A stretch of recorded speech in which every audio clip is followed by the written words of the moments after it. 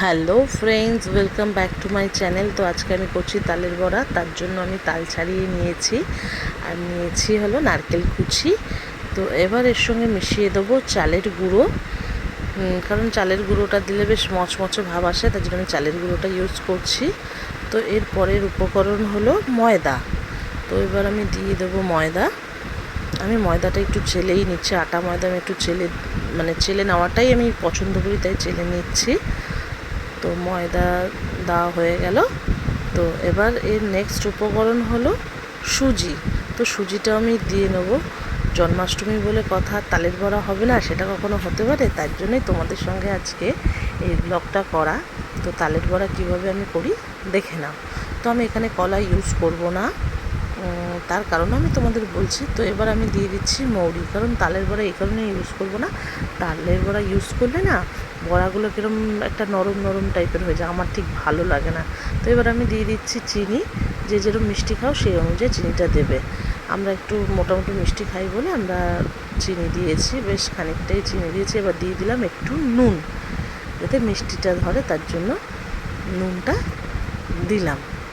আর নারকেলটা অ্যাকচুয়ালি কী কারণে দিয়েছি বলো তো, নারকেল থেকে না একটা তেল বেরোয়, আর তাতে তোমার তেলটাও কম লাগে। তো এবার আমি ভালো করে মিশিয়ে নিই। তো মিশিয়ে নিয়ে তারপরে তোমাদের সঙ্গে কথা হোক। তো ভালো করে মেশাবে বন্ধুরা।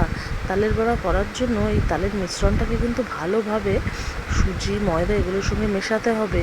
তুমি যত ভালোভাবে জিনিসটাকে ফেটাবে তত ভালো বড়াগুলো কিন্তু ফুলবে। তো আমি এবার একটু দিয়ে দেবো এর মধ্যে দুধ, কারণ আমার জলের একটু প্রয়োজন, তো আমি সেই জলের জায়গায় দুধ দিচ্ছি।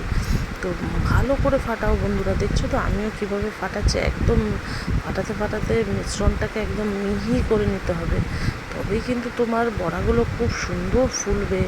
আর ফুললে বড়াগুলো খেতেও ভালো লাগে, চুপসানো বড়া মোটেই ভালো লাগে না। দেখেছো আমার মিশ্রণটা কীভাবে একদম মিশে গেছে, আগের মিশ্রণ আর এখনের মিশ্রণের মধ্যে কী তফাৎ। তো সেই কারণে আমাদের খুব ভালো করে কিন্তু মিশ্রণটাকে মেশাতে হবে, কারণ তালেই কিন্তু বড়াটা ফুলবে। এটা কিন্তু তোমাদের মাথায় রাখতে হবে, সেরমভাবেই তোমাদের ফাটাতে হবে। তো চলো এবার আমরা কড়াইয়ে দিয়ে দিই বড়াগুলো। তোমরা দেখেছো বন্ধুরা বড়াগুলো কীরকম সুন্দর ফুলেছে, বেশ দেখতে কি সুন্দর লাগছে না? প্রত্যেকটা বড়া কিন্তু খুব সুন্দর ফুলেছে।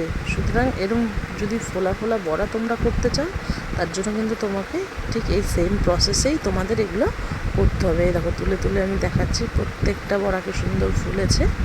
তো দেখো আমাদের ভাজা প্রায় হয়ে আসছে। তো বন্ধুরা তোমাদের যদি এই ভিডিওটা ভালো লাগে প্লিজ আমার চ্যানেলটা সাবস্ক্রাইব করে দিও, আরও বেশি করে লাইক করো, কমেন্ট করো, তাহলে আমার ভালো লাগবে। আমি আরও আগ্রহী হয়ে তোমাদের আরও বিভিন্ন বিভিন্ন ভিডিও বানিয়ে দেখাতে পারবো। তো চলো আজকের ভিডিও এইটুকুনি, নেক্সট কোনো ভিডিওতে আবার তোমাদের সঙ্গে দেখা হবে। তো আমি ততক্ষণ বড়াগুলো তুলে নিই।